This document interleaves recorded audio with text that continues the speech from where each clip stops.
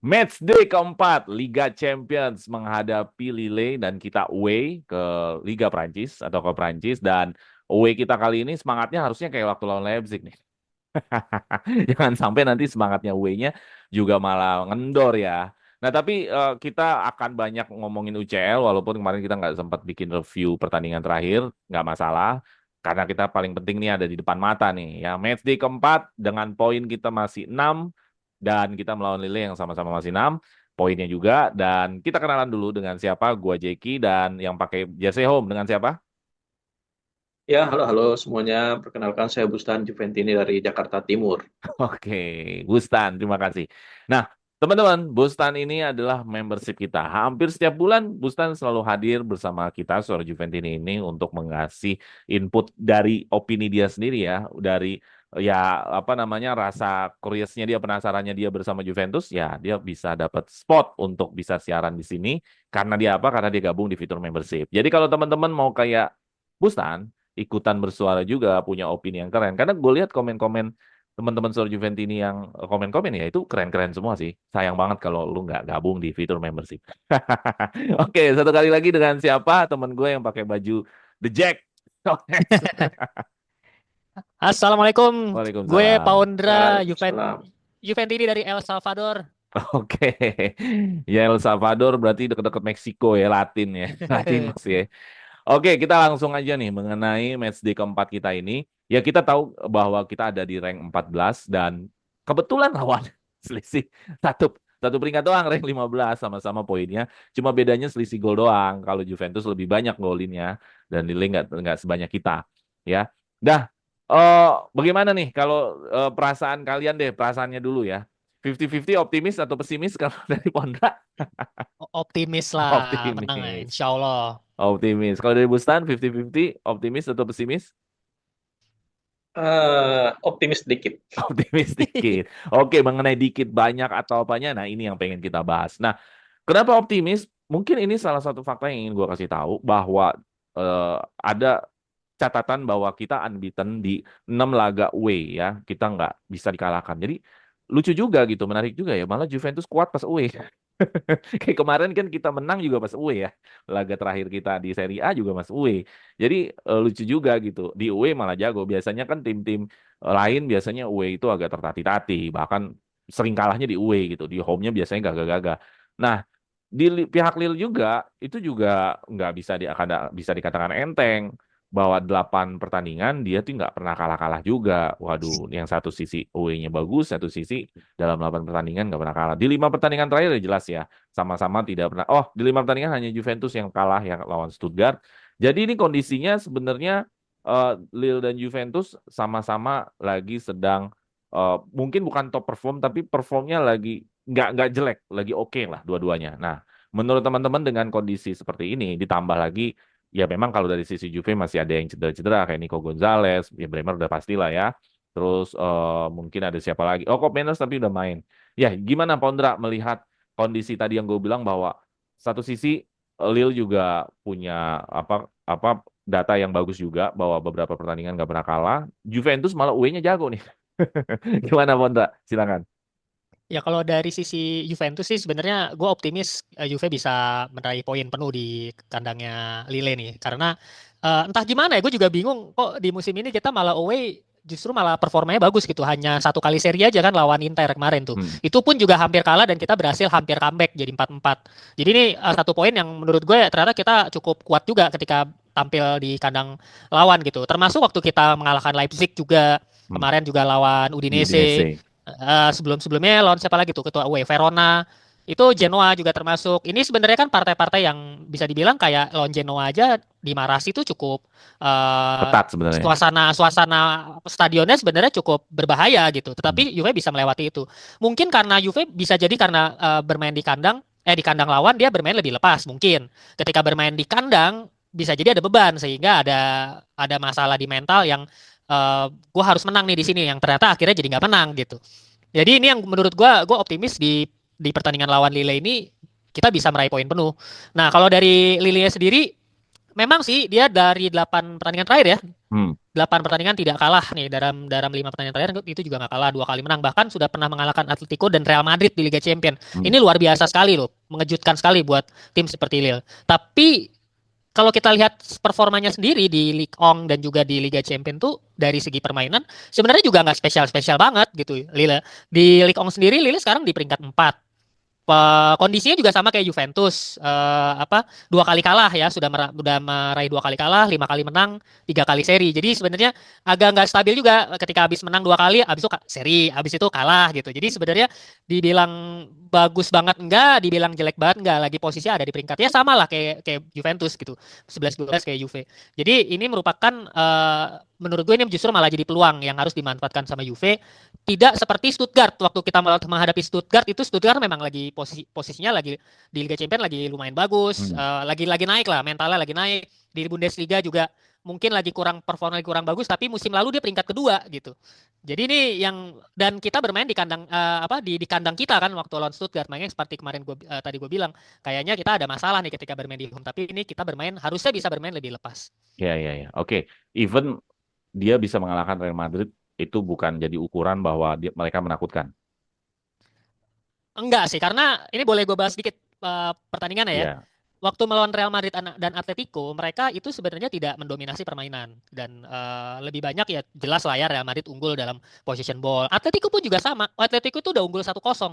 1-0 di babak pertama dan peluangnya begitu banyak Atletico, sayangnya dia tidak bisa mengkonversi itu menjadi gol. Nah, nggak lama dia kecolongan sama golnya Lille, tendangan spekulasi dari luar kotak penalti. Nggak lama dapat penalti yang menurut gue juga penaltinya tuh kayak agak sedikit kontroversial lah. Jadi ini agak sedikit diuntungkan. Nah, ketika menang 2-1 disitulah mereka lebih banyak bermain bertahan. Lawan Real Madrid pun juga sama, dapat penalti. Jonathan David. Iya, Jadi menang 1-0 itu karena penalti. Jadi sebenarnya menurut gua agak sedikit untung-untungan juga gitu. Bukan berarti mereka menang karena mereka kayak waktu lawan Stuttgart lah, Juve lawan Stuttgart. Stuttgart wajar menang karena memang sepanjang pertandingan memang Stuttgart menekan, Juventusnya juga nggak bisa keluar dari tekanan. Nah, tapi kalau di sini Lille ini nggak begitu nggak begitu menguasai. Jadi menang ini agak sedikit untung-untungan gitu. Nah, mungkin nanti kita akan banyak bahas mengenai statistik ya setelah ini. Oke, thank you, Pondra, bahwa mereka juga secara permainan sebenarnya tidak terlalu wah atau nggak terlalu gimana-gimana. Terbukti kita punya rasa optimis karena kita berangkat, kita masih bagus-bagus nih rekornya nih Bustan nih. Nah, lu setuju nggak dengan hal ini? Atau lu punya cara lihat lain bahwasanya dia udah mengalahkan Madrid yang punya Liga Champions nih, yang punya Liga kalah kan gitu. Lu nggak bisa bicara gue main jelek kalah dan menang kan, kalau ngomongin hasil udah kalah dan menang kan. Kita nggak bisa ngomongin karena lu main jelek tapi lu menang gitu, nggak bisa begitu kan. Menang ya menang, kalah ya kalah gitu.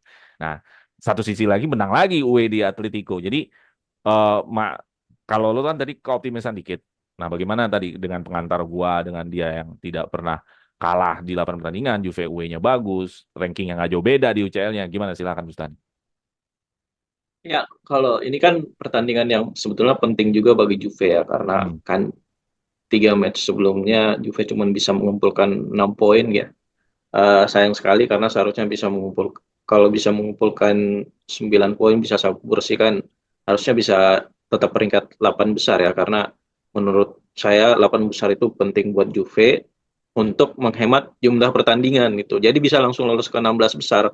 Karena kalau misalnya nggak masuk 8 besar kan, ini berarti Juve harus melalui fase playoff yang mana ada 2 pertandingan ekstra. Jadi pertandingan lawan Lille ini jadi pertandingan yang penting juga sebagai momentum untuk Juve untuk kembali lagi gitu ke jalur kemenangan di Liga Champions.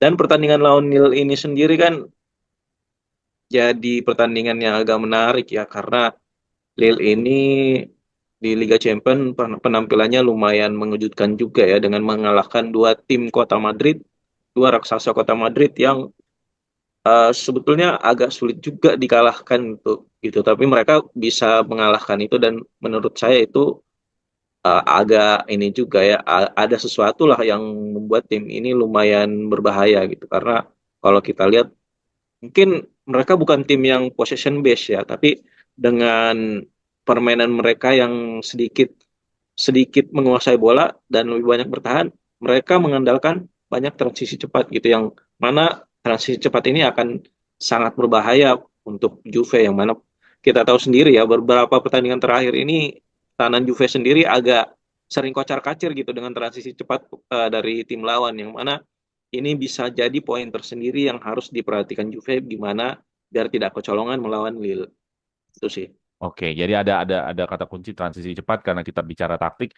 Kita langsung ke materi selanjutnya ya. Ada head to head statistik yang dikatakan di sini bahwa bahwa dalam hal attack Juve masih unggul ya. Dalam hal attack Juve masih unggul dan kalau dilihat juga bukan home base-nya bukan position ya. Karena di satu sisi juga mereka punya akurat untuk ball position atau passing itu di bawah standar ya, jelek ya. Ngaco ya. Jadi gue bisa mengasumsikan bahwa sebenarnya mereka tidak main bola-bola pendek. Itu yang pertama. Asumsi gue yang kedua, kelihatannya mereka juga lebih cenderung long ball ya. Asumsi gue ketiga, mereka lebih cenderung carrier the ball. Artinya mereka mengandalkan pemain-pemain yang bisa bawa bola nih. Mungkin ada Zagrova di sana atau whatever lah, gue belum kenal. Karena apa? Ball positionnya sangat rendah. Lu nggak bisa main one two atau main satu sentuhan kalau passing lu rendah ya. Itu nggak mungkin. Itu nggak terdata. Itu pasti passing rendah itu karena pasti ada passing yang kurang, jumlah kuantitasnya kurang, atau memang kuantitasnya banyak tapi emang ngawur. Gua nggak tahu deh. Tapi kalau kita melihat positive thinkingnya, seandainya nggak ngawur, berarti kuantitasnya adalah rendah ya. Nah, jadi bagaimana lu melihat bahwa head to head-nya, bahwa dari sisi defending mereka nggak pernah clean sheet ya? Mereka clean sheet sekali. Mereka justru Juventus yang nggak pernah clean sheet. Mereka clean sheet di sekali, Liga Champion ya. ya Liga Champion. Justru Juventus yang nggak pernah clean sheet. Nah, bagaimana dari sisi Pondra dulu ya, nanti ke Bustan lagi melihat head to head ini atau kita ngomongin taktik deh. Bakal pendekatan seperti apa yang dilakukan sama Lille dan pendekatan apa yang seperti Juventus dari seri taktik atau dari strategi yang kita ketahui dulu aja mengenai Lille dan menurut lu Juventus harus seperti apa nanti di sana? Silakan Pondra. Ya kalau kita lihat berdasarkan data statistik yang ada ini juga benar, tadi gue juga setuju sama lo Jack. Jadi mereka tidak banyak mengandalkan possession ball ya. Ball possession ini mereka tidak terlalu mengandalkan, sementara di sisi lain Thiago Motta sangat tinggi ya ball possessionnya. Bahkan juga sesekali mereka tampil pressing, high pressnya cukup tinggi juga. Nah Lille ini kalau dari yang gue lihat di pertandingan melawan Atletico, melawan Real Madrid, kemudian di salah satu pertandingan di Ligue 1 juga, itu juga lebih banyak menunggu memang. Lille. Cara bermainnya lebih banyak menunggu, membiarkan lawan memegang bola, menguasai bola. Nah, tapi serangan mereka itu efektif.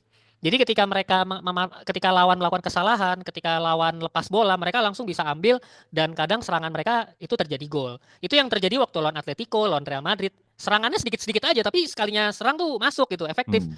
Nah, itu yang sebenarnya menurut gue jadinya berbahaya. Berbahaya sekali buat Juventus. Juve jangan terlalu terlena ball possession, tapi tiba-tiba mereka megang kendali hanya dalam waktu 10 menit tapi bisa nyetak 2 gol, itu yang bahaya kan. Itu yang terjadi lawan Atletico dan Real Madrid. Toto mereka dapat penalti gitu. Dan ini juga statistiknya Lille ini musim ini udah dapat 5 penalti tuh.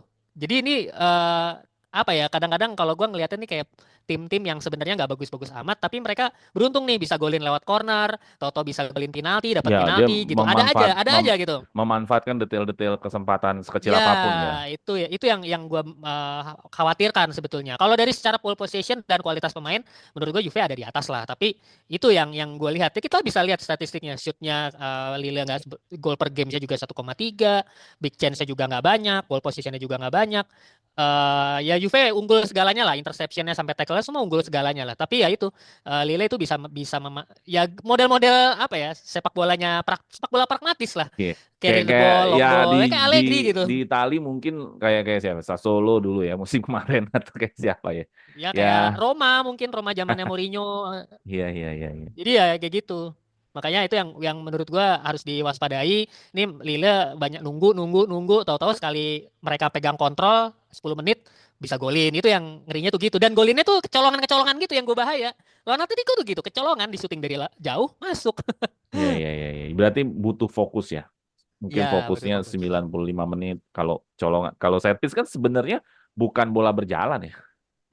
Bukan bola berjalan. Dalam arti kata kan tuh gimana fokus ngelihat orang ada di mana apa segala macam kan. Kalau ngomongin set piece. Berbeda dengan bola berjalan, lebih susah bola berjalan sebenarnya dibanding set piece. Cuman kalau set piece kan ini mereka mana yang latihannya udah apa ya? Maksudnya udah pakem gitu loh. Mana yang paling pakem Ya. latihan set piece corner apa segala macam gitu. Oke, nanti gue tanya lagi ke Pondra. Silakan Bustan mengenai akan pendekatan seperti apa kalau kata Pondra. Ya kita memang unggul segalanya, betul. Secara angka-angka kita unggul segalanya. Tapi ada khawatiran kalau mereka juga akan melakukan hal-hal detail yang mungkin memperbesar kesempatan mereka untuk golin, kayak set piece, kayak tiba-tiba dapat penalti. Dan lu di awal juga Busan bilang akan ada transisi. Transisi itu kan bahasanya perpindahan bola ya dari belakang ke depan atau perpindahan bola dari tengah ke depan. Nah, seperti apa yang lu lihat pendekatan dari Lille atau Juventus kalau ingin memenangkan laga ini?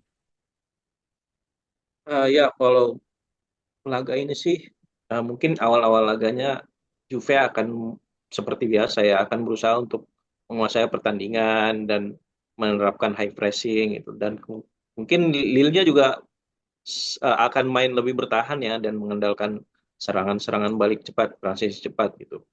Nah, itu mungkin yang awal-awal nanti antara Juve dan Lille. Tapi di sini Juve harus lebih hati-hati lagi ya, karena seperti yang dibilang Mas Pondra tadi, bahwa Lille ini banyak juga dapat penalti ya, banyak dikasih penalti gitu. Ini berarti strikernya itu lumayan licin juga gitu dan pinter untuk memanfaatkan situasi sehingga bisa dikasih penalti. Nah, itu yang perlu diwaspadai juga, dan mereka juga pinter memanfaatkan ini ya, kemelut kemelut depan gawang gitu. Kalau Ya. gol-golnya itu banyak yang kemelut-kemelut kayak gitu. Nah, itu tuh yang mesti diwaspadai Juve, karena ini kan beberapa pertandingan terakhir malah kan Juve gampang banget ngasih penalti malah. Ini justru kayak apa ya, Iya, kontranya Juve banget itu.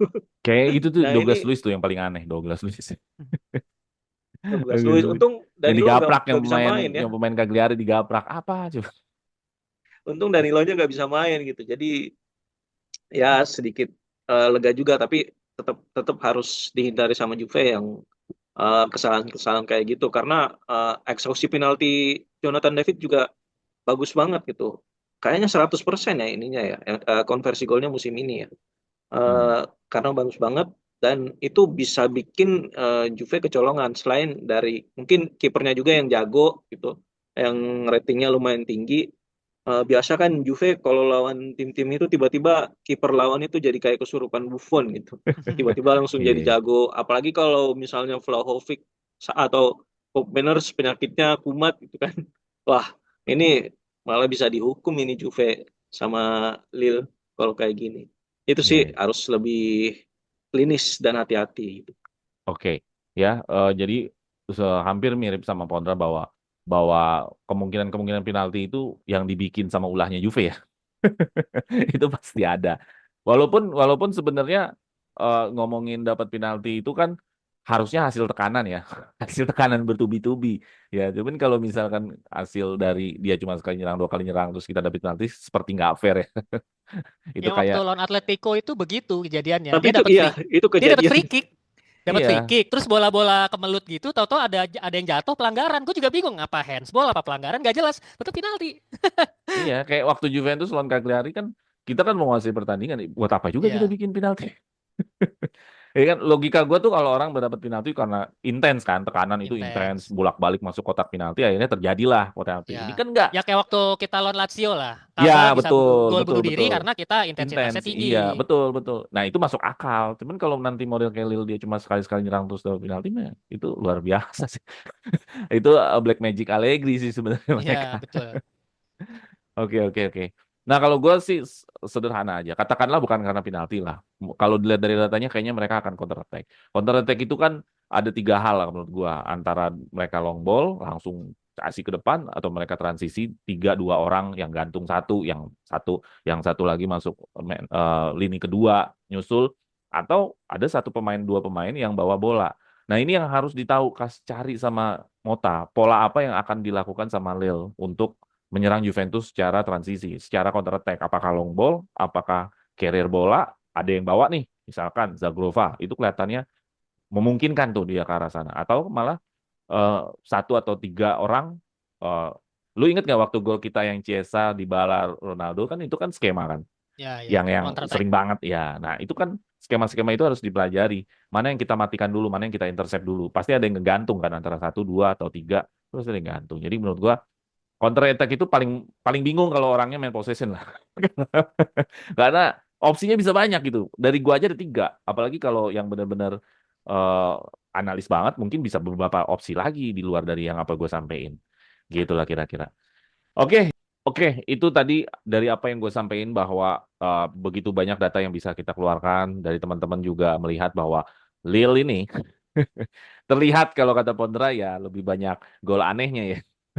Mudah-mudahan ini bukan jadi, Dari yang kita lihat, iya, mudah-mudahan karena nggak semuanya sih. betul, karena kita nggak nonton Liga Prancis juga kan, Iya, gitu. Nggak mungkin lah gol sebanyak mereka, pasti di Liga Prancis pasti ada hasil kerja sama tim dan whatever betul. itu. Tapi ya mudah-mudahan Juventus bisa mengeluarkan performanya waktu lawan Leipzig di UE ya. Nah, kita ngomongin kemampuan dari Lille ini yang memungkinkan bisa membahayakan kita. Nah, menurut lu siapa nih pemain-pemain yang punya potensi membahayakan? Padahal kalau di sini dilihat sih, kalau Jonathan David sendiri bukan di rank 5 ya kalau untuk di UCL-nya ya. Sedangkan kalau untuk Juventus juga kiper juga nih. Jadi kalau dilihat dari nama-namanya, kalau Lille nggak terlalu Zagrova termasuk inceran Juve juga. Kalau dari Juventus sendiri ya nama-namanya Bremer, terus Conceição jelas ya. Vlahovic justru nggak masuk ke top 3 gitu. Jadi gimana nih dari Bustan dulu ya, tadi kan udah Pondra terus. Dari Bustan sendiri, mana pemain-pemain yang memungkinkan membahayakan sepengetahuan lo aja, dan mana pemain kunci dari Juventus yang bisa diharapkan menjadi pembeda. Plus, nanti kita bicara formasi line up, tapi kita ngomongin key players dulu deh. Gimana? Singkat aja. Oke, key players-nya Lille sendiri itu setelah Jonathan David, uh, Zegrova, Hmm. sama mungkin kipernya kali ya. Kipernya Ya. yang memang secara rating itu tinggi dan memang performanya bagus gitu. Mungkin 3 pemain itu sih yang mesti ini. Mudah-mudahan nggak top perform ya mereka. Jadi Ya Juve-nya makanya kan bisa gue ini bilang ini juga gitu. membahayakan ya. Gue nggak mendoakan mereka Ya, perform ya. ya mudah-mudahan mereka nggak perform lawan Juve kali ini sehingga nggak terlalu membahayakan lah kanan Juve. Itu Oke, sih oke. kalau dari Juve-nya sendiri harusnya harusnya ini kali ya. Conceição kali ya. Ya, Ciko Conceição ya. jadi pemain kunci karena Chico sendiri kan kemarin sudah istirahat lumayan ya. Hmm. Cuman main beberapa Menit-menit. belas Ya, di menit, 20 menit kali ya.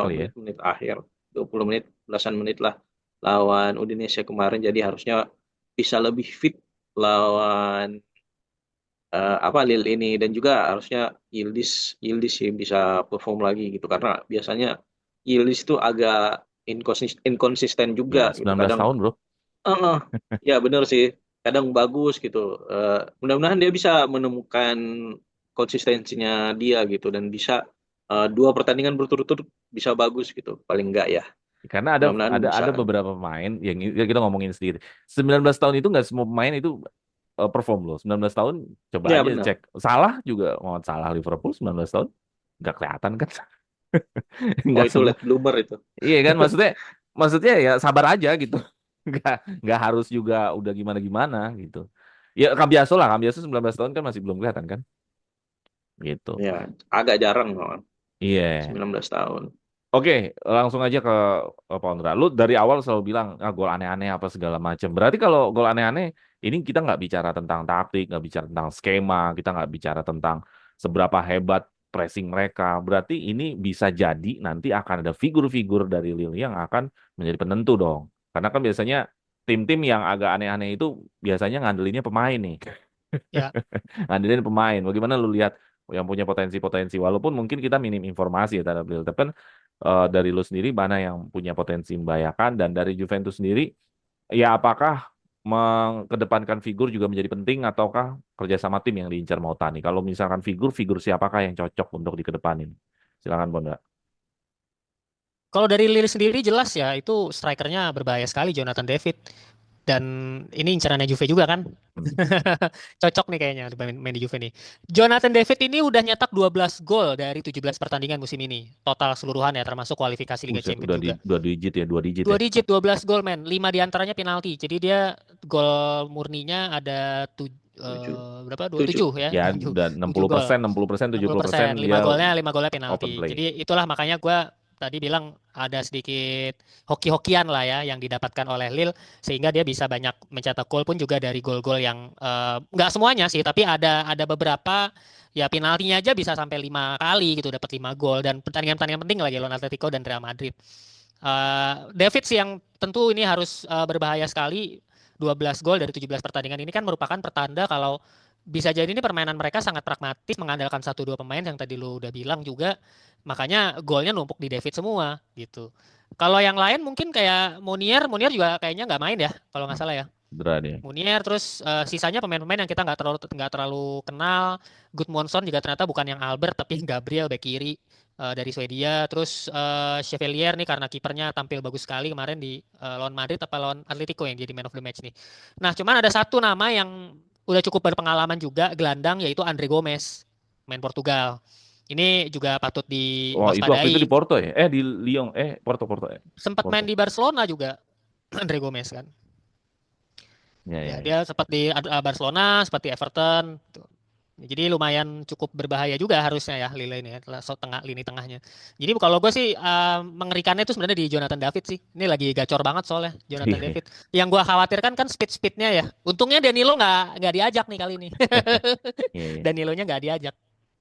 Ya kalau ngelihat Kalau posisinya dari seperti itu sih pasti mereka mengandalkan kecepatan striker, mengandalkan figur lah pasti.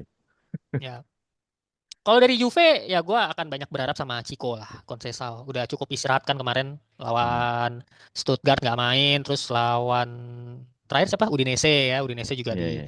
diistirahatin. Jadi harusnya ini udah lebih fully fit si Chico ini. Ya sisanya mungkin nanti kita bahas di line up ya. Oke. Sip, sip. Ya, kita langsung aja ke line up. Bahwa line up-nya ini menarik ya. Dua-duanya sama-sama 4-2-3-1. Hmm. Nah, ini mirroring nih, sama nih. Biasanya sih ya kalau misalkan dia pakai 4-2-3-1, harusnya lawannya mencari potensi lain yang bisa ngejebak formasi lawan gitu. Cuman ya nggak tahu apakah nanti sama-sama 4-2-3-1 ataukah ada yang salah satunya berubah. Kalau prediksi teman-teman, apakah formasi Juve yang berubah ataukah mereka yang berubah? Nanti silakan diopinikan. Terus kalau untuk line up, jelas ya kalau line up pasti akan mengalami perubahan. Karena datanya selalu menunjukkan Mota itu nggak pernah ada satu game ke game lain line up-nya sama nggak pernah. Pasti selalu ada yang beberapa pos yang berbeda dari yang line up terakhir. Nah, apakah fenomena itu akan terjadi lagi di titik ini ataukah masih sama kayak waktu lawan Udinese? Gue sih nggak yakin ya kayaknya pasti ada beberapa pos yang pasti ganti lagi gitu loh. Nah, silakan kalau dari Pondra, menurut lu formasi bisa berubah nggak nih? Karena sangat-sangat sama nih 4-2-3-1 4-2-3-1. Terus untuk masalah line up juga pasti biasanya, bukan biasanya, udah pasti sih.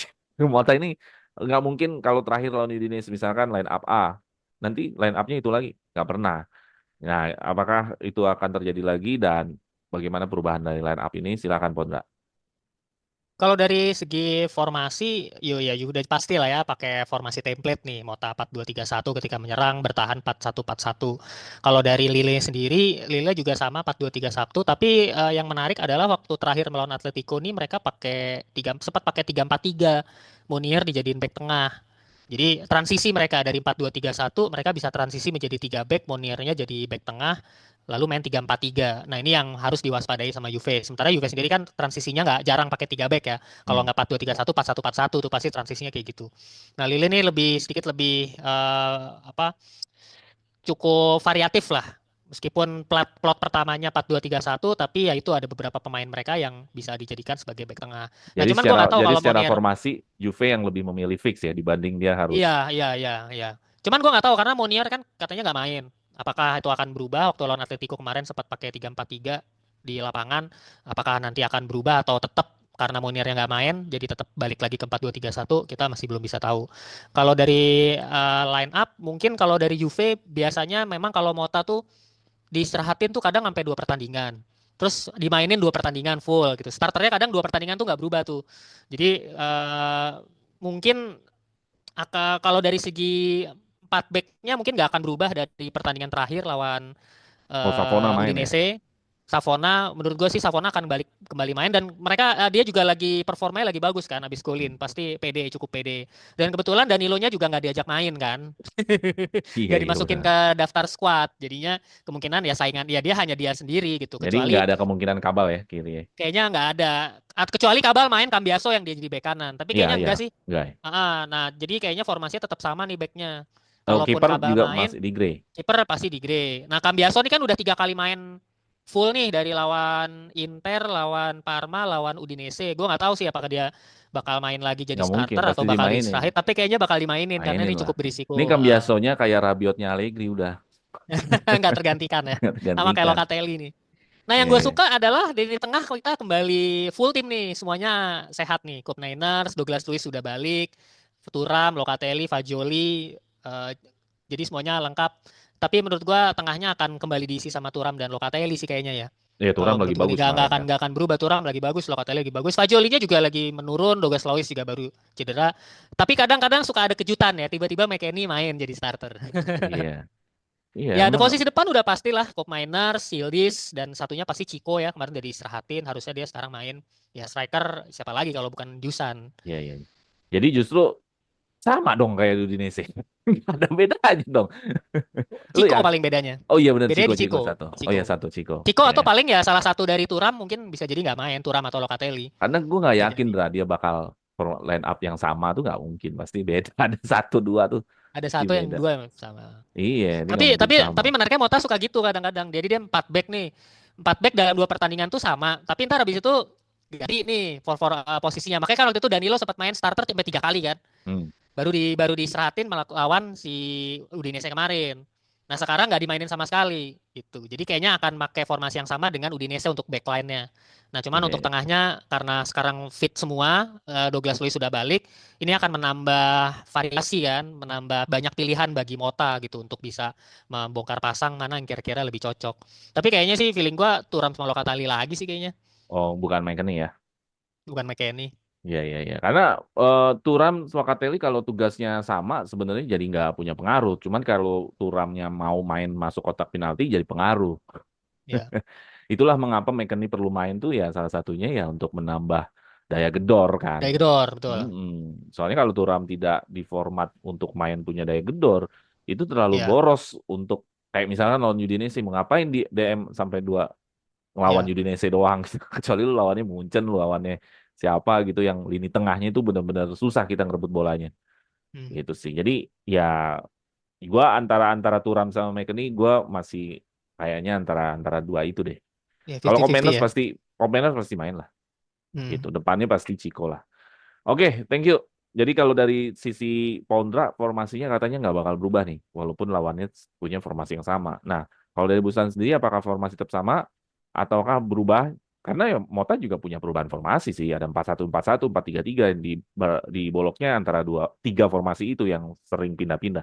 Nah, kalau line up ya kita udah sering lihat ya bahwa itu pasti berubah lah, nggak mungkin sama. Nah, silakan dari Bustan sendiri.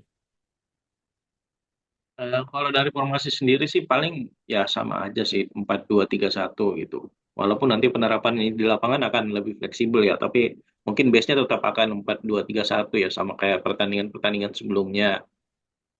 Untuk pemain sih paling ya hampir ini sih. Cuman mungkin ada beberapa perbedaan dari pertandingan sebelumnya yang lawan Indonesia ya. Hmm. Ini mungkin kipernya akan di Gregorio, terus backnya itu back kiri Kabal gitu. Back kiri Kabal, back kanan Cambiaso. Kalau saya sih, karena ini kenapa Jadi ada Kabal? perubahan Karena ya.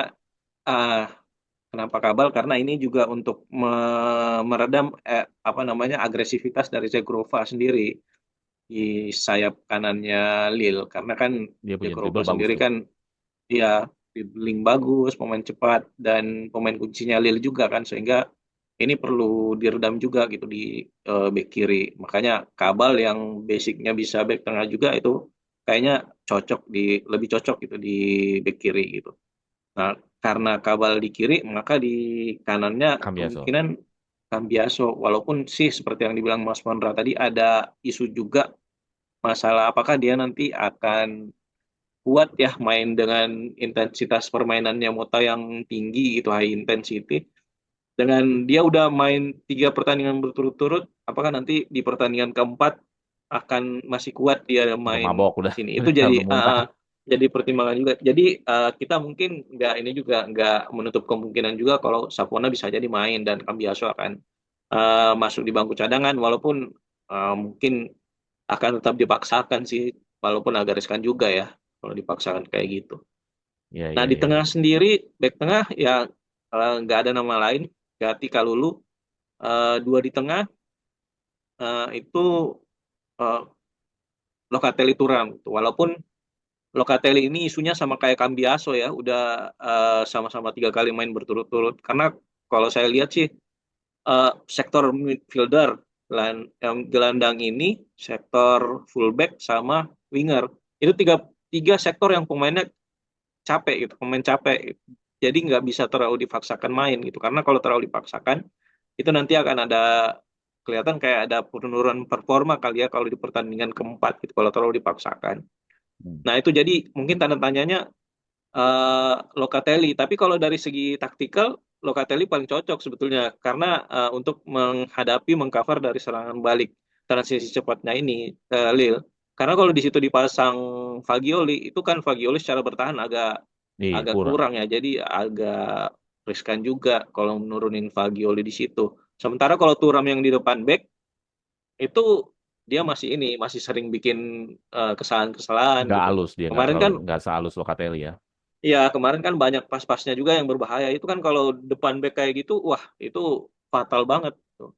Sehingga pilihan paling aman sebetulnya memang ya tetap Locatelli sih. Dan jadi Thuram itu sebagai box to boxnya aja gitu. Kayak kemarin di Lawan lawan Udinese. Udinese. Mm-mm. Terus tiga di depannya itu eh Conceição yang sudah fresh. Kemudian di tengah Koopmeiners, di kiri akan Yildiz. Cuman sebetulnya agak sayang sih Yildiz ini kalau dia ditaruh di sisi terluar gitu, agak wasting juga. Jadi kalau menurut saya sih bagusnya itu sebetulnya Yildiz agak masuk ke tengah gitu, inverted ke tengah. Nanti yang ngisi di sisi kiri, eh, back kirinya aja yang maju gitu kan. Jadi nggak kosong juga di kiri. Iya, iya, iya, iya. Bagusnya kayak gitu dan kalau striker sih Vlahovic nggak ada yang lain lagi gitu. Hmm. Harusnya sih Kan udah bisa ada false ya. nine, bisa Cuman false nine, bisa Mbangula, bisa, ya false nine ini kalau Mbangula sih katanya. iya, cuman kalau kurang teruji aja sih Bang Yula. Kemarin juga belum ini. Sebetulnya ada suntikan kan kalau dari line up. Si Douglas Luiz sudah masuk squad. Nico yang belum masuk gitu. Mudah-mudahan kalau Nico masuk ya udah bisa istirahat si Vlahovic. Tapi untuk sekarang ya masih mau nggak mau dia lagi gitu. Walaupun mungkin udah capek Iya, iya, juga iya. kali ya dia. Benar, Ya benar, itu benar, sih. benar. Oke, kalau gue pikir line up teman-teman nggak jauh beda-beda ya formasi. Tapi gue lihat juga bahwa eh, yang paling penting sebenarnya siapa yang paling bisa untuk memanfaatkan ruang kosong di kotak penalti. Kalau gue lihat yang lawan Atletico pasti kan lihat highlightnya ya. Itu kan pada pemain Atletico-nya aja yang lagi pada geblek yang depan gawang pada gak gol-gol. Jadi gue rasa harus ada pemain-pemain yang di depan kotak penalti itu firm gitu ya, nggak buang-buang peluang ya. Gue pikir gue akan taruh McKennie sih di sana sih dibanding Turam ya. Karena ini pertandingan yang kemungkinan kita bisa dapat banyak peluang. Nggak sulit kayaknya ya untuk dapat banyak peluang melihat pertandingan lawan Atletico di highlight. Jadi butuh orang yang di dalam kotak penalti itu, entah gimana di dalam kotak penalti itu kelihatannya aja McKennie begitu, tapi golin. Tapi ada peluang gitu loh. Tapi ya ya begitu McKennie ya ada impact yang Satu-satunya ini gelandang Juve yang bisa nyetak gol musim ini. iya Thuram impactnya aja kemarin kan bukan golnya dia. Ya, bunuh diri ya ya. ya Bunuh maksud diri gua Cup hitungannya. Miners aja belum, Cup Miners. Mainers ya belum. usaha Turam dan Koopmeiners sudah banyak tapi yang bisa golin tetap McKennie kan. Iya.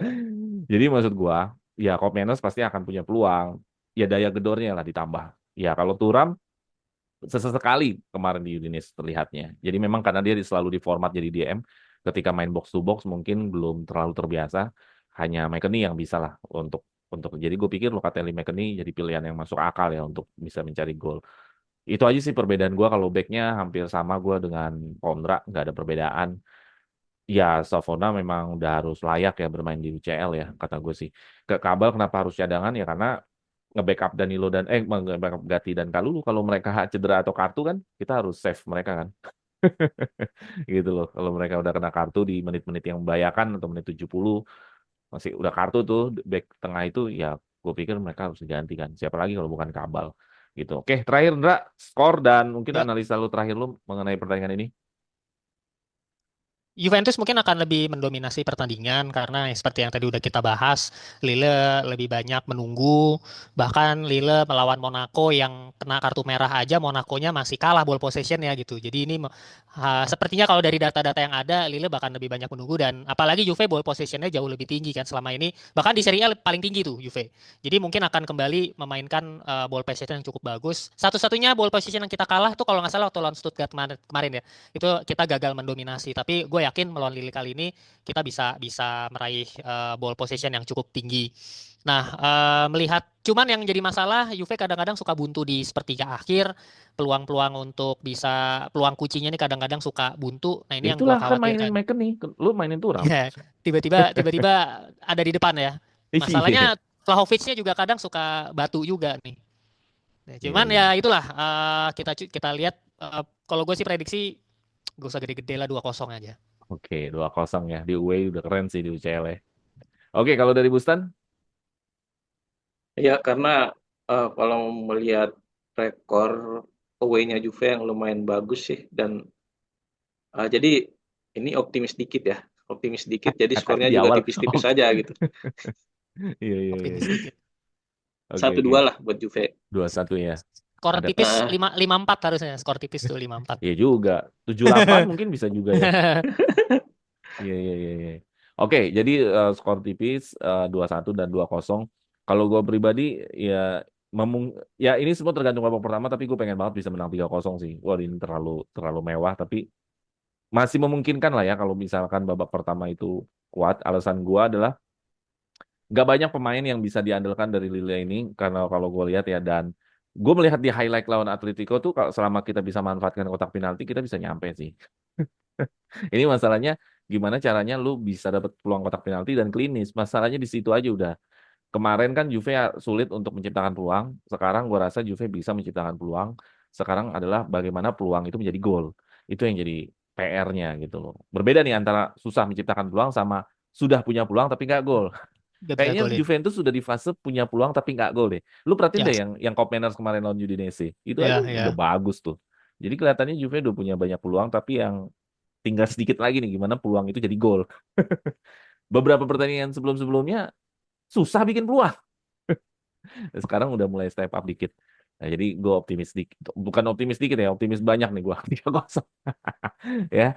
Mudah-mudahan ini menjadi apa namanya? Jadi pengantar kita buat lawan lawan Lille di match day keempat ini. Jadi tadi teman-teman udah banyak sampaikan, banyak kali sampaikan dari pendekatannya Lille segala macam. Dan ya, udah kita tunggu aja nanti di Rabu dini hari dan terima kasih sekali lagi buat Dusan ya. ya, Terima kasih sekali lagi buat Pondra dan teman-teman. Jangan lupa share, like, and subscribe. Dan yuk gabung di fitur membership supaya teman-teman bisa ikutan ngobrol nih sama kita ya. Dan sampai jumpa di edisi nanti reviewnya. Karena ini review, nanti edisi reviewnya mungkin nggak sama gue. Nggak tahu lah, kita lihat aja. Nanti di edisi review dengan siapa nanti di Suara Juventus ini. Oke, thank you sekali lagi buat Bustan dan Pondra ya. Ya, Oke. Fino alla fine. Forza Forza Forza Juve. Juve. Juve.